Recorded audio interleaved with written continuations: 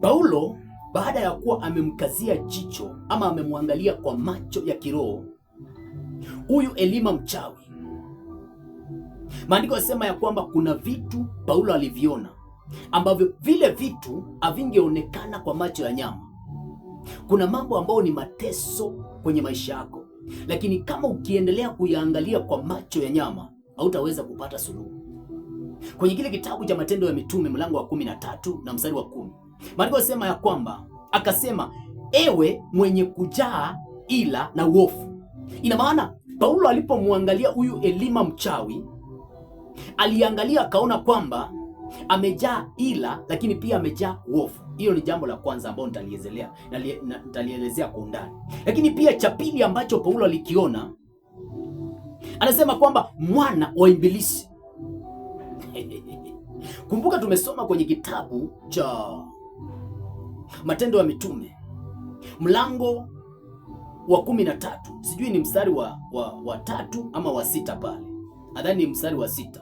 Tukaona kwamba huyu Elima mchawi alikuwa anaitwa Baal Yesu, ina maana mwana wa Yesu, lakini hapa Paulo anapomwangalia anamuona kama mwana wa Ibilisi. Sasa cha tatu ambacho Paulo alikiona, aliona kwamba huyu ni andui wa haki, lakini pia cha nne akaona kwamba anasema hivi, uachi kuzipotoa njia za Bwana zilizonyoka. Ina maana aliona ila zake za kupotosha njia za Bwana, kuwaondosha watu kwenye nafasi zao, kuwapotosha watu.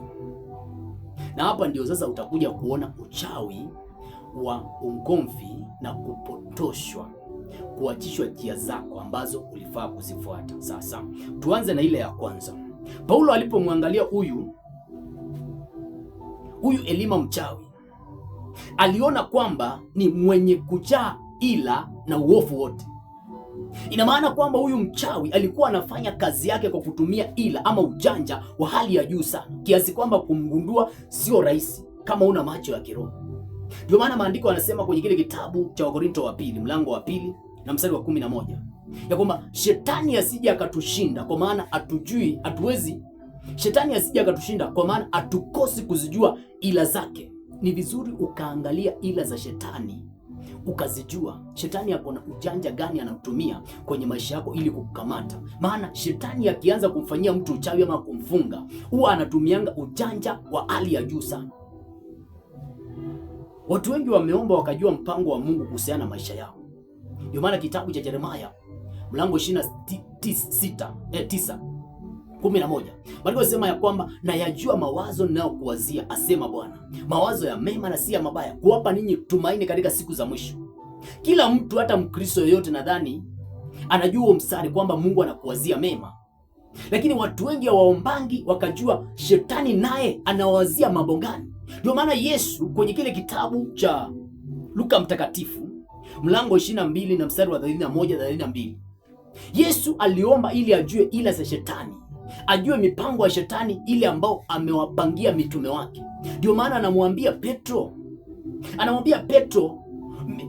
shetani amewaomba, amewaitisha ili wapepete kama gano, lakini mimi nimekuombea wewe Petro, ili ukiimarika uimarishe na ndugu zako. Ina maana Yesu aliomba akajua ila za shetani, akajua mipango ya shetani, kwamba shetani anataka akapate kuwapepeta mitume wake kama gano. Akaenda akawaambia mitume wake. Ni vizuri pamoja na kuwa unaomba mipango, kujua mapenzi ya Mungu kuhusiana na maisha yako, ni vizuri pia ukaomba ukajua naye shetani anakupangia nini, ili kwamba ukapate kukitangua. Maandiko yanasema aonavyo mtu nafsini mwake ndivyo alivyo. Hauwezi ukaona tofauti na vile ambavyo, hauwezi ukawa tofauti na kile ambacho unakiona. Ni vizuri ukamwomba Mungu akufungue macho, ukaanza kuangalia mambo kwa macho ya kiroho. Na ukiangalia mambo kwa macho ya kiroho, hapo ndipo sasa utaanza kuyaendea mambo ambayo unayaona. Mtu hawezi akaenda umbali ambao hauoni. Ni vizuri sana ukaomba Mungu akufungue macho ili uende mbali zaidi kulingana na kule unakokuona. Hilo ni jambo la kwanza, ya kwamba Paulo anaposema kwamba ewe mwenye kujaa ila na uovu, anamaanisha kwamba huyu mchawi alikuwa anatumia ila ama ujanja, lakini alikuwa amejaa uovu ndani yake. Lakini pia Paulo alipomwangalia huyu mchawi, kuna kitu kingine alikiona kwa huyu mchawi. Anamuita mwana wa Ibilisi. Nimesema kwamba kwenye kile kitabu cha Matendo ya Mitume 13 pale nyuma mstari wa 6, yule mchawi alikuwa anajiita Baali Yesu, alikuwa anajiita mwana wa Yesu, maana ile neno Baali Yesu inamaanisha mwana wa Yesu. Lakini Paulo anapomkazia macho, anapomwangalia kwa jicho la kiroho, anamuona kama mwana wa Ibilisi.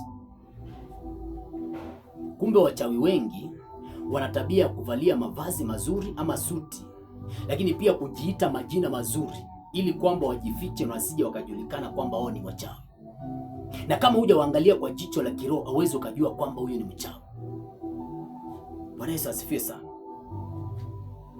Alikuwa anajiita Baali Yesu, lakini Paulo anapomwangalia kwa jicho la kiroho, anaona kwamba huyu sio mwana wa Yesu tena, huyu ni mwana wa Ibilisi. Bwana Yesu asifiwe sana. Lakini pia Paulo anapomwangalia huyu Elima mchawi ambaye alikuwa anajiita Baali Yesu, aliona uandui ndani yake. Anasema ewe andui wa haki yote. Tunapoongelea kuhusiana na andui wa haki, tunaongelea kuhusiana huyu mchawi akiona mahali ambapo mtu anafaa kupata haki, alikuwa anasimama pale ili kumzuia asipate haki yake. Anasema andui wa haki, pale ambapo mwenye haki anafaa kupata haki, huyu mchawi alikuwa anahakikisha kwamba huyu mtu hajapata haki yake. Daudi kwenye kile kitabu cha Zaburi mlango wa 37 na mstari wa 25 anasema, nilikuwa kijana, sasa ni mzee, sijaona mwenye haki ameachwa, wala watoto wake wakiomba chakula. Sasa watoto ambao walikuwa wa mwenye haki, kama wakipatana na mchawi kama huyu, watakuwa ombaomba,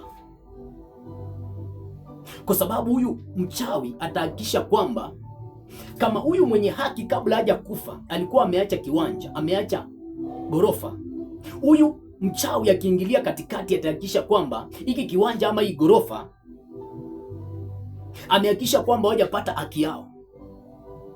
Hao ni wale wa mama ambao wameolewa na bwana fulani ama na mzee fulani, lakini baada ya kuwa yule mzee amekufa, unashangaa kwamba wananyang'anywa kila kitu. Ni haki yao watoto kurithi hizi mali za baba yao, lakini wale ndugu wa mtu aliyekufa wanahakikisha kwamba wanachukua viwanja, wanachukua kila kitu, na mama wanamtupa na watoto. Wako na haki ya kupata viwanja, kupata vitu ambavyo ni vya baba yao, kurithi urithi wa baba yao. Lakini akitokea mchawi kama huyu kwenye familia, anahakikisha kwamba atakuwa andui wa haki na utafuata hiyo haki yako. Kwa hivyo Paulo anapomwangalia huyu mchawi ambaye ni Elima, anaona kwamba ni andui wa haki, anapigana haki. Maandiko yanasema kwenye kile kitabu cha Mithali 24 na mstari wa 16 ya kwamba mwenye haki huanguka mara 7 akainuka tena, lakini wasio haki hukwazwa na mabaya.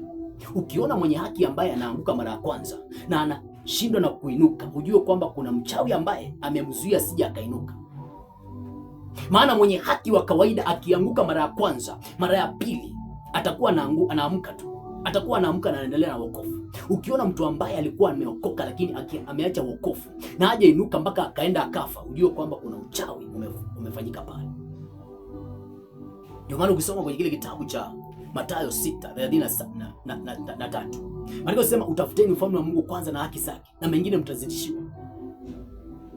Sasa akiwa mchawi ambaye ni andui wa haki, atahakikisha kwamba hakuna mtu aliye katika ufalme wa Mungu atafutafuta haki zake. Atazuia watu wa Mungu, atazuia watakatifu wa Mungu kutafuta haki zao katika ufalme wa Mungu. Kama ni haki yako ya kupona, kama ni haki yako ya kubarikiwa, kama ni haki yako ya kutokaa chini ya laana, atahakikisha kwamba umekaa chini ya laana, umekosa haki yako kama raia wa ufalme wa mbinguni. Maandiko yanasema, utafuteni ufalme wa Mungu kwanza na haki zake, na mengine mtazidishiwa. Nasema msijisumbue kwa ajili ya kesho, maana kesho utajisumbukia yenyewe. Ni haki yako kwamba kesho yako jisumbukie yenyewe, ikutafute, ikuloketi mahali ulipo, baraka zako zikutafute. Lakini kama akitokea mchawi kama huyu, atahakikisha kwamba haki yako katika ufalme wa Mungu haitapatikana, hautatafuta haki yako.